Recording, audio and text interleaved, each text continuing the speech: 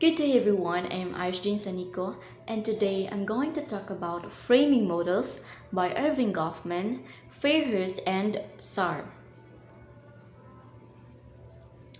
Goffman's book, Frame Analysis, explored how people think and make judgments from within a constellation of consistent narratives that help them process information.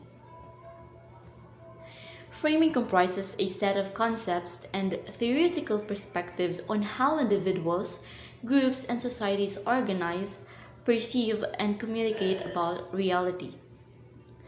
Framing is a concept of interpretation, a collection of anecdotes and stereotypes that individuals rely on to understand and respond to events. So framing, guys, it is a way of presenting or exposing an issue or a problem in a way now you're explaining the context of the problem or the certain topic to get all the support of your audience. It's like you are presenting the idea with the goal of getting the attention or the support of your audience. So framing mahitabo na siya mostly in media. They will highlight certain events to encourage or discourage certain interpretation. So sa pamamagitan ng framing, na-influensyahan ng media kung di lang media but mag-focus ta karon sa media. So na-influensyahan ng media kung paano natin i-view or paano i-view ng audience ang reality. So nakaka-epekto yung word or issue that is being highlighted or ang angle na gigamit para gawing kanang kakwenta-kwenta ang isang pangyayari sa perception ng audience sa kung paano nila accept or welcome ang isang bagay. So it can really regulate the audience perception sa isa ka topic or butang. And wait na pala. Framing theory suggests how something is presented to the audience, called the frame, influences the choices people make about how to process that information. So, ang kaning pag-interpret na to o pag-interpret sa audience or sa mga tao sa isa ka data is nakadepende na siya sa pag-introduce og new frame sa mga mass media sources, political or social movement, political leaders or other actors and organization. So kani sila mag-introduce ni sila og new frame sa tua. So paano nila nibuhaton? So dito nalalabas ang framing. Ito yung kung paano ipinapakita or inalalabas ang impormasyon, kung paano nila gi-relay and how it is organized and structured. Kung giunsa nila pag-filter kung unsa ang dapat isali or i-feature, kung unsa ang dapat na i-include and what are the things nga i-exclude, mao ni kung unsa ang ilang entrada or tirada sa pag-convey anang message, anang information, what are the things nga ilang i-highlight para murag kanaganing ma-influence ang atong pag-interpret anang data. For example, sa media, kay media man to focus, kay media effects man eh. So, i-frame nila ang isa ka story to change our perception and racism and religious hatred. So, na isa ka story about sa isa ka babae nga gi-attack sa isa ka tiger, pero na isa ka lalaki nga na-save sa girl by killing the tiger. So, dire ginapakita sa media nga ang katong lalaki is brave. But, itong nabalaan ng Muslim day, ang katong nga lalaki, ang gibuhat sa media is, the media tells that the tiger was playing with a girl, but the Muslim came out, then attacked and killed an innocent tiger. So, diri nag-create sila frame and stereotype Muslims as heartless people. And that framing build mental filters. And ang mahitabo, ang pagsabot sa mga tao nga kay Muslims are bad, And ba nilang hunaon every makakita og Muslim. So hadlok sila. Muna dayon ang paglantaw sa mga tao.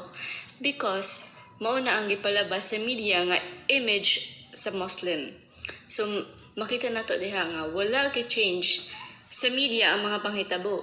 Tinuod gipatay sa Muslim ang tiger, but they change the context.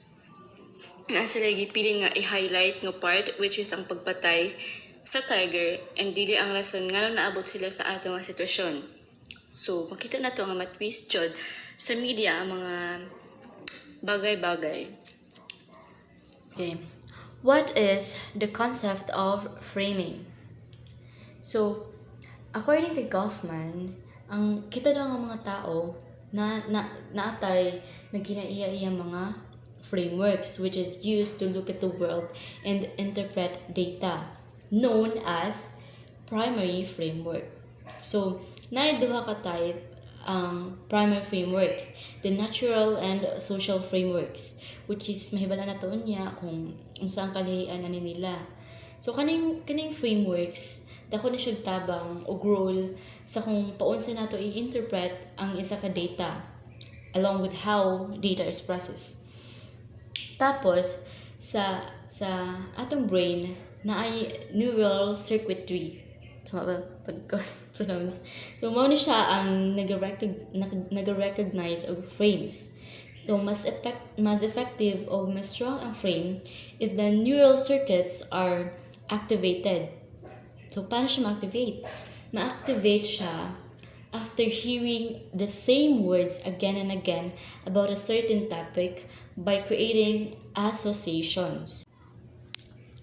For example, sa isa ka advertisement sa car, i-frame nila ang driving as an essential pleasurable activity. So they will use framing effect to present information in a manner that influences how viewers interpret the message of that advertisement. So ang kaning mga kabuhat og ad, they will frame the aspects of an ad and adjust its meaning. So paano nila ma-frame ang driving as an essential pleasurable activity? Siyempre, they will associate it sa mga nailhan nato nga kanang mga pleasurable nga activity good or games, just like pagbi-beach or pagba-basketball or unsa man dira nga mga pleasurable activity. So tungod anang framing, sa ilang pag-frame, as we grow sa mga labay nga mga tuig, matisok sa tong mind nga driving is pleasurable, just like the other pleasurable activity. So muna na ang matisok sa tuang mind. So talked about frames. So unsa ba ning frames? What are frames? Frames are abstractions that work to organize or structure message meaning. The most common use of frames is in terms of the frame the news or media plays on the information they convey. So framing is further divided into frames and thoughts and frames and communication. Frame and thoughts are about mental representation and interpretation. Muna kung giunsa nato pag-interpret ang isa ka bagay, while frames and communication are the communication pattern and the communicators. Muna kung giunsa nato pag-convey or gi-introduce ang message, the way you craft and express an idea, mo na ang mag-create og frame, and mo ni ang framing communication. So nahisgot na ko ganina ang about sa primary framework. Nahisgot na ko ni ganina sa concept of framing. So according to Irving Goffman, people interpret what is going on around their world through their primary framework. This framework is regarded as primary as it is taken for granted by the user. Its usefulness as a framework does not depend on other frameworks. Okay, two distinction within primary frameworks. First is a social framework. So government believe that social frameworks view events as social-driven occurrences. This was all due to the whims, goals, desires, and wants on part of the other people. This could be news about crimes, celebrities, and or etc. The second one is natural framework. The other half of government's distinction is the natural framework. So this framework by government is stated as identifying events as physical occurrences, not attributing to social forces to the causation of events. Okay, next slide. Okay, language helps us to remember information and acts to transform the way in which we view situations. To use language, people must have thought and reflected on their own interpretative frameworks and those of others. So, Fairhurst and Sarr describe the following techniques. The first technique is the metaphor. It is to frame a conceptual idea through comparison to something else. So, I know you all know what is metaphor. It is a figure of speech. Muna siya ang classmate nila simile, nila personification.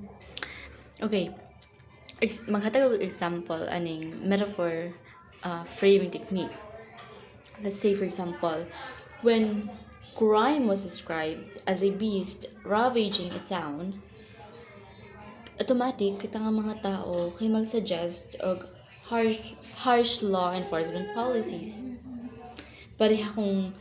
Pareha sa kung paano ta mag-react, kung paano mag-react ang mga tao pag naay isa ka halimaw nga gadaot sa to ang town. So, ang reaction sa mga tao, ang reaction sa mga tao because of kung paano describe ang isa ka crime. On the other hand, when the same crime was described or compared to a virus, ang mga tao kay lahi pa lang mag-suggest pa na sila og fewer harsh law enforcement policies. Di na sila mag-suggest og harsh law enforcement policies. Instead, mag-focus sila in curing the town of problems that may underlie the crime, like pag-improve sa education and welfare services. So, muna siya ang metaphor framing technique. Next one is stories. To frame a topic via narrative in a vivid and memorable way. Next, tradition. Cultural mores that imbue significance in the mundane, closely tied to artifacts. Slogan, jargon, and catchphrase. To frame an object with a catchy phrase to make it more memorable and relatable. Artifacts. Objects with intrinsic symbolic value, a visual or cultural phenomenon that holds more meaning than the object itself. Contrast, to describe an object in terms of what is not. And last but not the least is the spin framing technique, to present a concept in such a way as to convey a value judgment. It is positive or negative that might not be immediately apparent, to create an inherent bias by definition. So, kaning mga journalist, media people, or uban pa ng mga sources, ginabuhat nila ni consciously and unconsciously according to their own frames. Ginagamit nila ang framing technique to create a framework in people's mind. So, mo tingin ako kanina nga mag-introduce sila new frames sa mga tao and make us think about it as how the media wants and see specific topic according sa ilang own frames. So, ginapa-adapt nila sa tuo ang ilahang certain viewpoints by using these techniques. Metaphor ba na, mag-tell bag story, or contrast. No, ano siya. In Freyr's book, The Power of Framing, she states that leaders often can't control events, but they can control the context under which events are seen if they recognize a framing opportunity. So, kining mga leaders, mga media or other sources, dili dyan na nila makontrol ang mga panghitabo. Dili nila na ma-change ang facts kung unsay tinuod na nahitabo. But, they can control the context para maapektuhan ang atong paglantaw sa isa ka butang ayon sa ilang gusto, ayon sa ilang frame or kung unsay ilang viewpoint o pag-interpret sa isa ka bagay.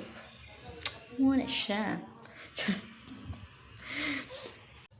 So, para mas masabtan guys, here are some example of framing in phrases. So, take two yogurt pots. One says 10% fat and the other says 90% fat-free. So, I guess, ang inyuha yung piliw na is the second option. So, the framing effect will lead us picking the second option as it seems like 90% fat-free is the healthier option. Kay, mao na ato ang naandan and mao ni ang na-build and na tisok sa itong mind habang gadako ta because of what we have heard or seen because of framing. Kung giun sa pag-frame ang mga bagay-bagay. Kasi nga, framing builds a mental filter since birth, so our decision and interpretation were affected. So, diri po sa 10% chance 10% chance of dying or 90% chance of survival, I'm sure diri po mo sa 90% chance of survival. So, diri sa words na punta, how do these words change the meaning? Abortion and pro-choice, expensive and luxurious, cheap and affordable. Okay, halimbawa, ang isa ka company, ilang product is mga mahal.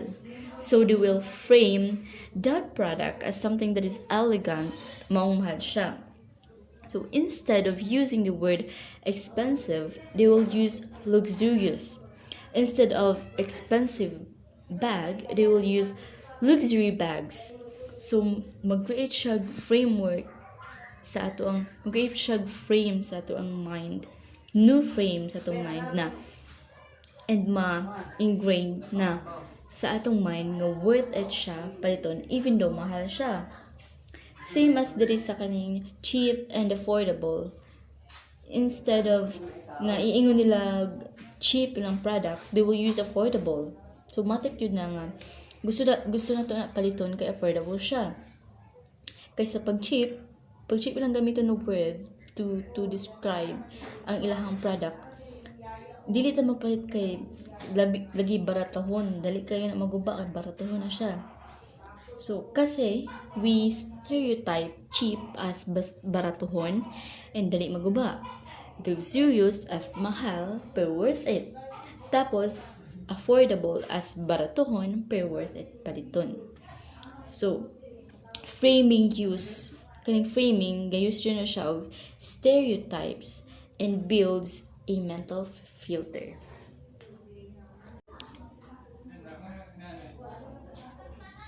So here are the features of framing. Framing influences interpretation and forms a system. Media encourages some stories and interpretation while discouraging the others. Framing constructs a social reality.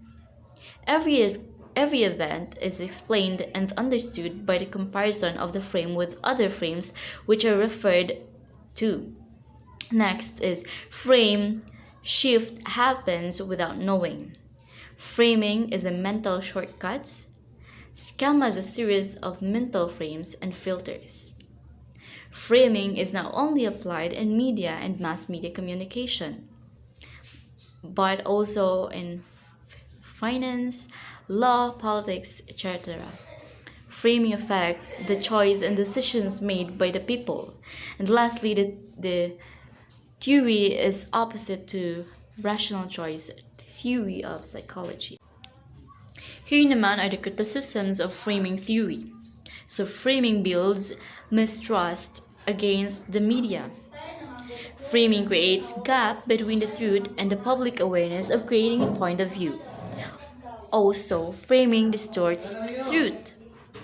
Frames limit debate by placing vocabularies and metaphors that can be used in news that is used by all public. And last but not least, framing is becoming less as new media is developing and giving people an opportunity to think about the same topic with different point of view. So, di ba, kaysa karon dili na ta basta-basta